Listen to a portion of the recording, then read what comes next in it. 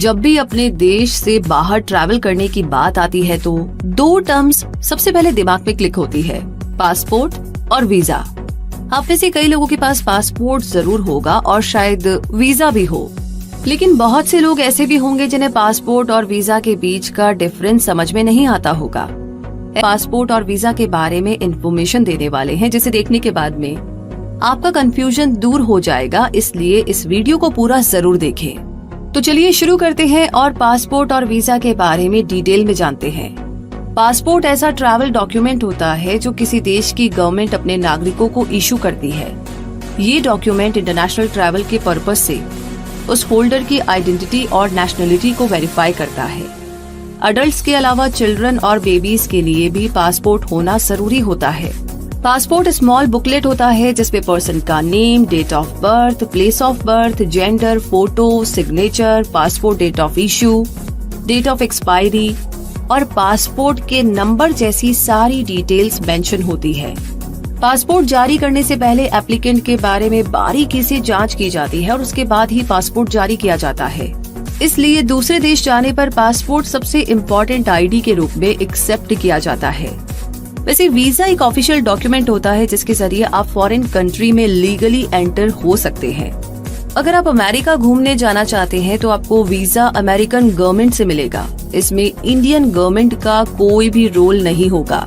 Visa usually passport पर stamp किया जाता है या फिर इसे पासपोर्ट पर चिपकाया जाता है। वीजा बहुत तरह के होते हैं जो वीजा होल्डर के होस्ट कंट्री में डिफरेंट राइट से जुड़े होते हैं। यानी आप किस पर्पज से किस देश में जा रहे हैं उसके अकॉर्डिंग आपको वीजा इशू होगा।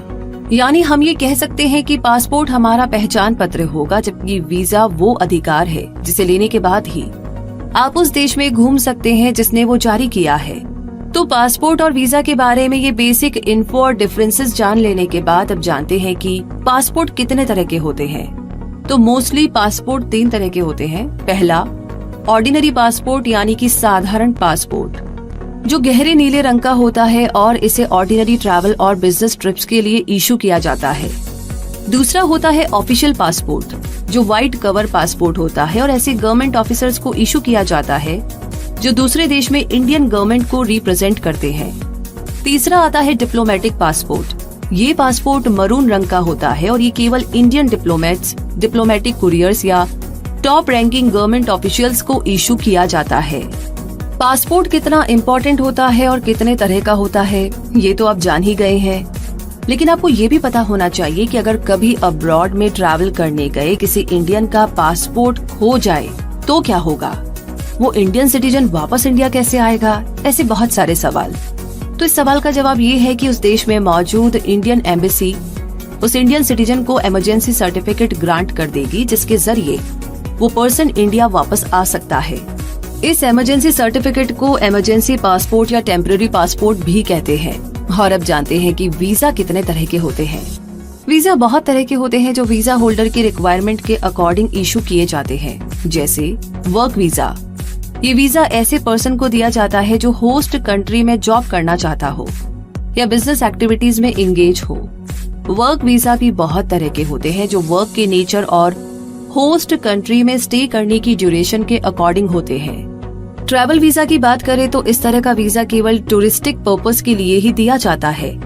इस वीजा के जरिए होल्डर उस कंट्री में किसी भी तरह की बिजनेस एक्टिविटीज या वर्क नहीं कर सकता है। वैसे ट्रैवल वीजा भी 2 तरह के होते हैं, इमिग्रेंट और नॉन इमिग्रेंट वीजा।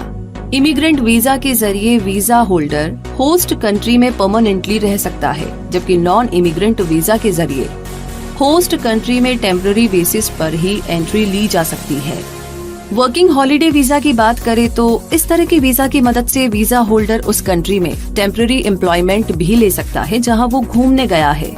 हर कंट्री इस तरह का वीजा ऑफर नहीं करती है, लेकिन Australia, Argentina, Canada, Belgium, Japan और यूके जैसे देशों में इस तरह का वीजा ऑफर किया जाता है।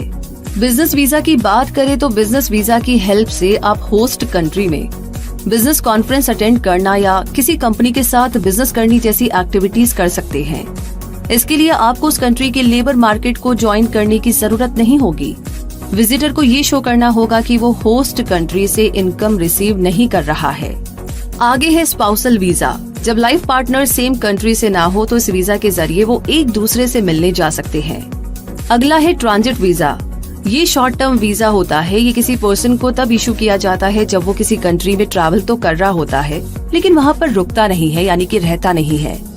ये वीजा यूजुअली 5 या उससे कम दिनों के लिए वैलिड होता है। इसकी ड्यूरेशन उस कंट्री पर डिपेंड करती है। स्टूडेंट वीजा की बात करें तो ये एक तरह का नॉन इमिग्रेट वीजा होता है जो वीजा होल्डर को होस्ट कंट्री में स्टडी के लिए इशू किया जाता है। अगला है रिफ्यूजी या असाइलम वीजा। इस तरह का वीजा ऐसे लोगों को इशू किया जाता है जिनकी लाइफ नेचुरल डिजास्टर्स, वॉर और ऐसी अदर सिचुएशंस की वजह से खतरे में पड़ गई हो। तो पासपोर्ट और वीजा के टाइप्स जानने के बाद आपको ई पासपोर्ट और ई वीजा के बारे में भी पता होना चाहिए। ई पासपोर्ट यानी इलेक्ट्रॉनिक पासपोर्ट एक रेगुलर पासपोर्ट बुकलेट होता है जिसमें एक इलेक्ट्रॉनिक चिप लगी रहती है। इस चिप में पासपोर्ट होल्डर की इन्फॉर्मेशन होती है और ये पासपोर्ट फ्रॉड के against extra layer security provide कराता है। ई वीजा यानी इलेक्ट्रॉनिक वीजा जो एक डिजिटल वीजा होता है जो डेटाबेस में स्टोर रहता है। ये वीजा होल्डर के पासपोर्ट नंबर से लिंक रहता है। तो दोस्तों, इस वीडियो में हमने आपको पासपोर्ट और वीजा से जुड़ी जनरल बट इम्पोर्टेंट जानकारियाँ देने की कोशिश की है। ये जानकारियाँ आपको कैसी लगी, ये वीडियो आपको कैसा लगा, हमें कमेंट बॉक्स में लिख करके जरूर शेयर कीजिए। साथ ही आगे किस बारे में जानना चाहते हैं, आपका क्या है सवाल, वो भी आप हमें बता सकते हैं। इसी के साथ ऐसी इनोवेटिव और इंटरेस्टिंग जानकारियों के लिए एग्जैक्टली आपको वही करना है, आपको सब्सक्राइब करना है हमारे चैनल को और बेल आइकन को प्रेस करना है ताकि कोई भी जरूरी नोटिफिकेशन आप बिल्कुल भी मिस ना करें।